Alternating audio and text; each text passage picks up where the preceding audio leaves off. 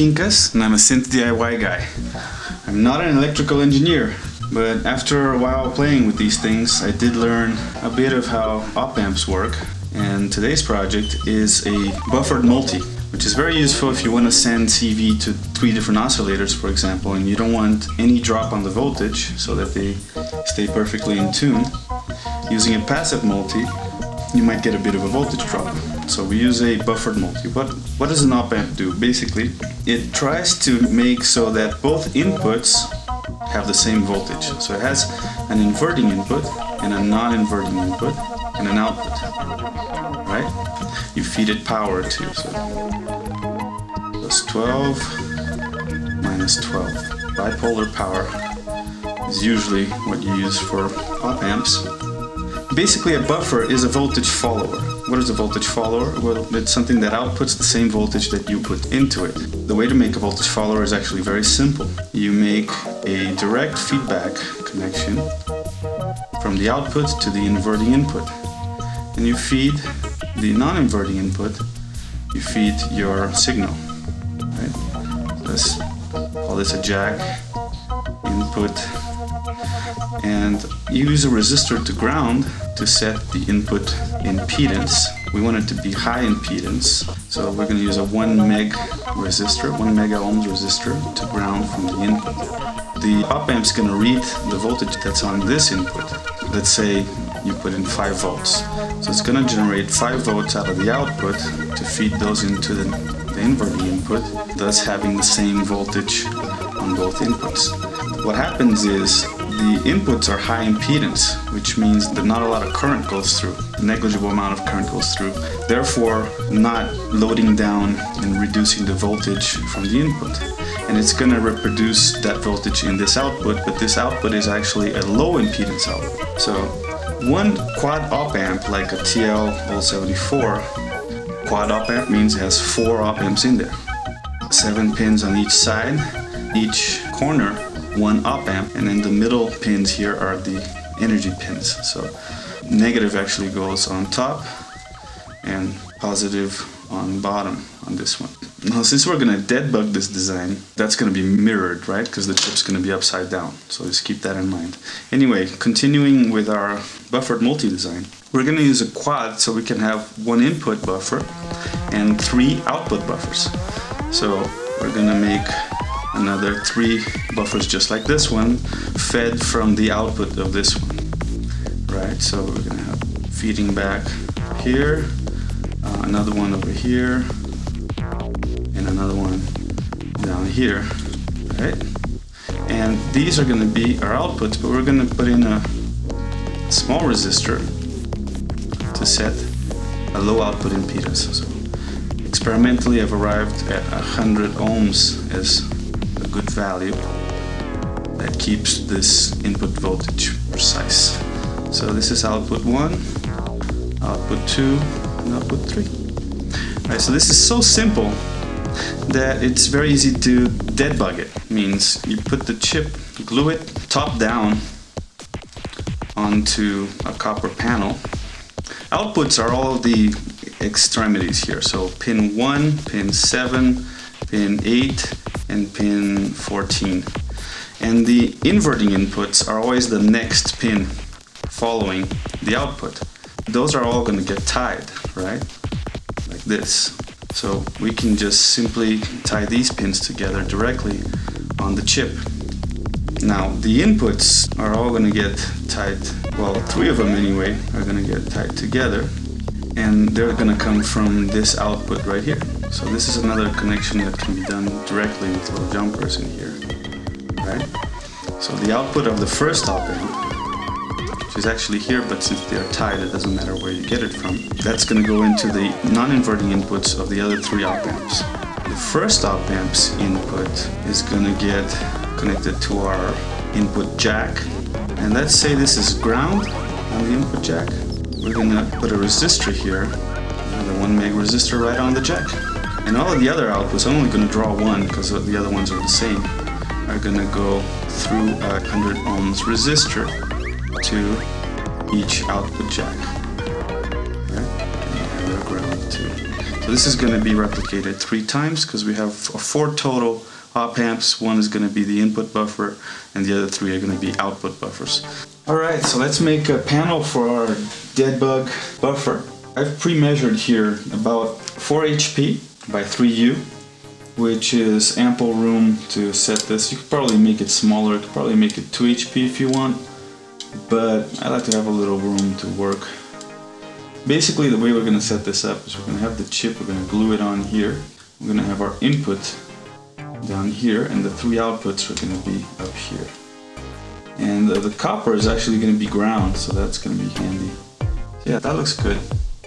So let's go ahead and cut this. Now you can use different methods. The one that works best for me is to use just a simple cutting knife like this one.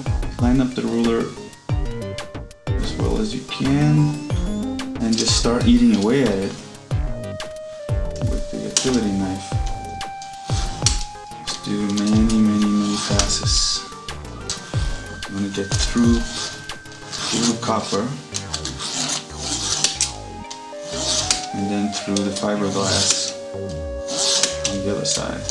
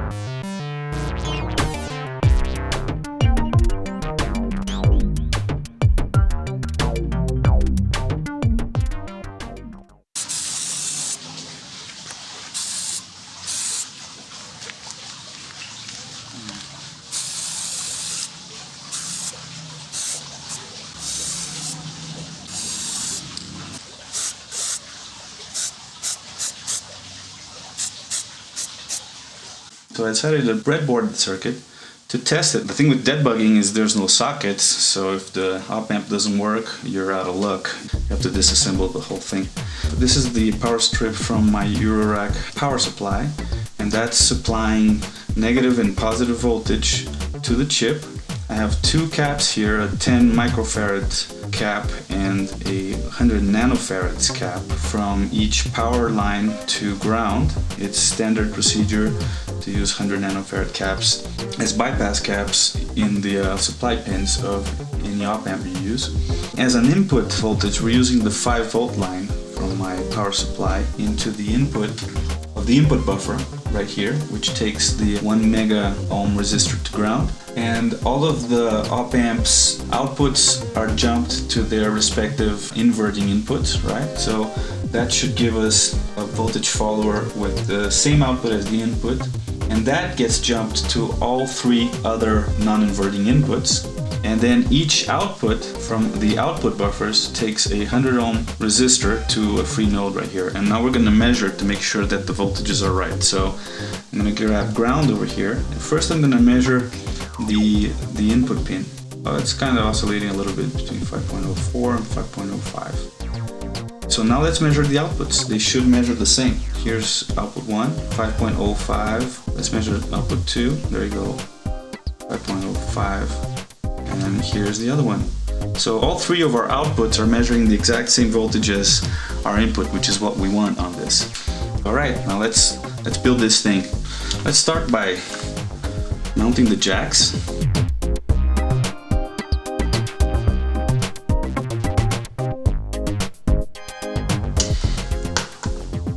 Okay, so let's take the op amp off of the breadboard, the one that we've already tested. We know it works. We're gonna wanna glue that down here. But first, I know I'm gonna need to jump all of the inputs to outputs, and those are the 2 last pins on any direction. I can just go ahead and pinch those together. I'm gonna sort of prepare the chip before even gluing it down. It's gonna be easier to work with it. Maybe folding those pins outward a little bit will make things easier in general. three of our non-inverting input pins are going to be tied together, so we can fold those inward like this. Actually, this one is going to be our input pin, so we're going to fold this one outward to set it apart, and the other three input pins get bent inward. Be very careful because these are fragile, so you don't want them to break. Right, and these three are going to get jumped together and then to the output of the input buffer. So let me think about anything else. I should probably pull these supply pins outward too, and there we go. So let's get those other components out here. These are the power caps. We're gonna work out how they're gonna be mounted later. And I guess I can go ahead and glue that down. Just cut a small piece, make like a little bed for the chip. Try not to touch the other side of the tape or it loses its stickiness. That looks good. Give it a little pressure, make sure it sticks really well. Alright, so here's first jump. Second jump. Third jump.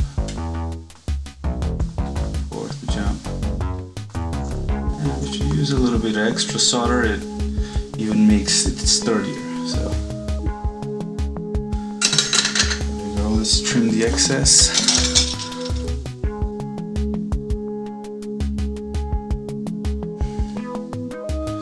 And then sort of bend this guy so it'll touch both places it has to go. There you go. Put this input right here. And this crossroads right here, this intersection right here. So already we have all of our outputs jumped to our inverting inputs, and our input buffer's output is connected to all of the output buffer's non-inverting inputs.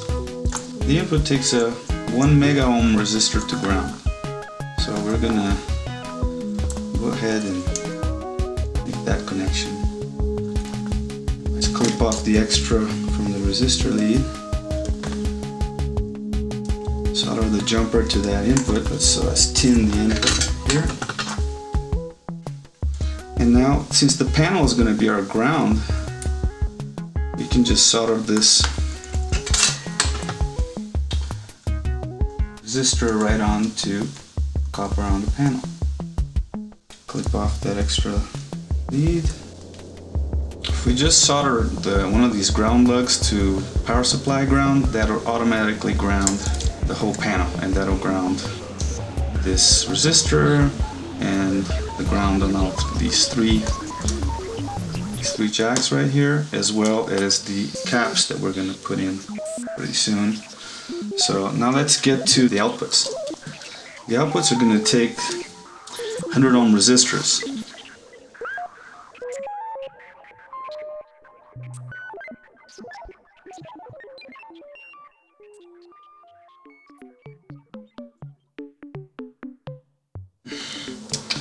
Actually, the last one we won't use a jumper because it's so close to the pin. We can just solder the resistor leg right on there.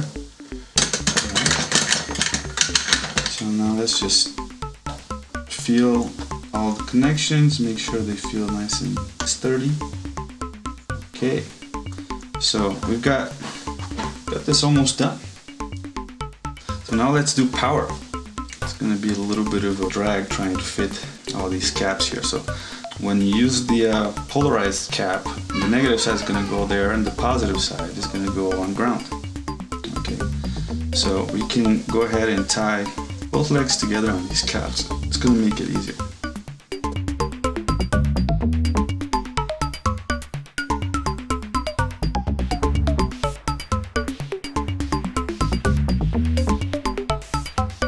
Of course, I get 4 leads then, so I don't need that. So clip off 2 with 1 lead on each side. Check it out, make sure you're not shorty. Alright, do the same with the other pair.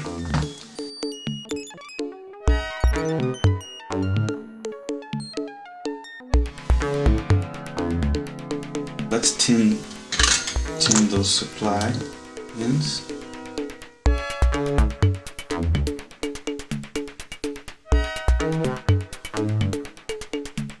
little bit. Now we can connect that. Bring the extra leg up like this, because that's what we're going to use to connect the power supply. And this is going to go down here to ground.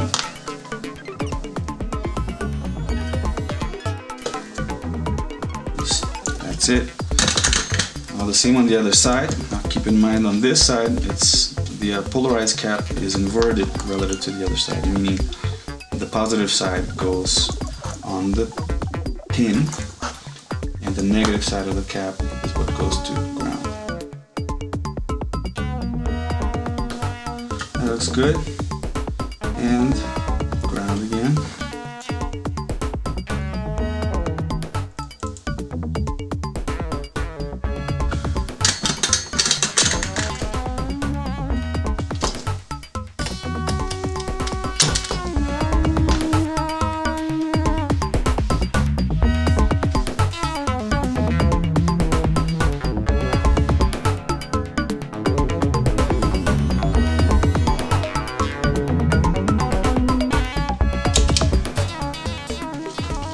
Take this big ribbon cable I have, cut it in half. I can still use the other half, it's long enough. Now we're going to strip the other ones out.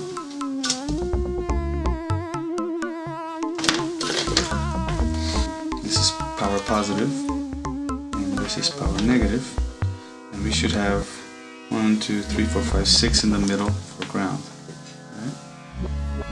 So let's strip our ground like this.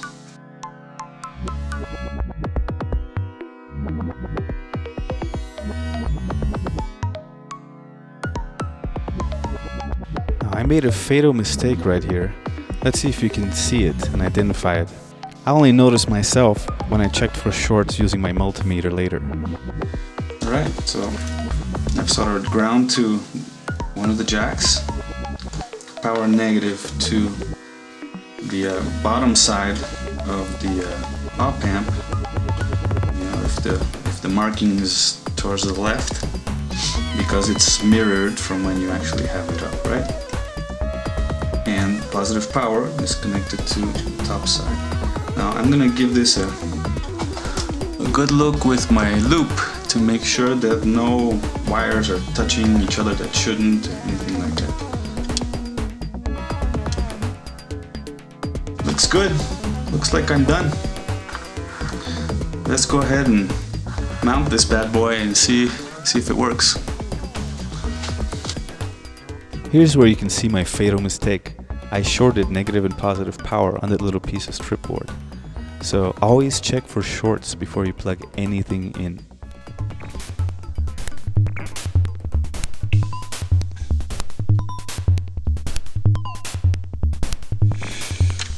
Actually, turns out these jacks only touch the panel from the front. The front is not conductive. So you actually do need to connect the jack grounds to each other and then to the panel.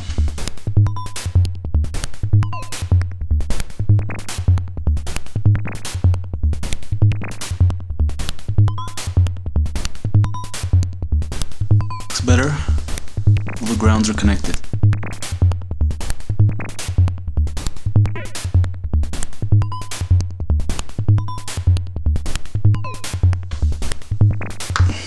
Alright, so let's test this, make sure it's working. So right now I have the multimeter connected to my joystick's voltage output, and it's outputting 4.18 volts, right? Now, let's unplug the meter, plug that joystick output into our buffer's input, and let's check each output, see what we get. Output 1, 418. Output 2, 418, and output 3, 418 precisely. So great, I have a buffered multi now. And that's the Deadbug buffer. Please like and subscribe, and I'll see you next time.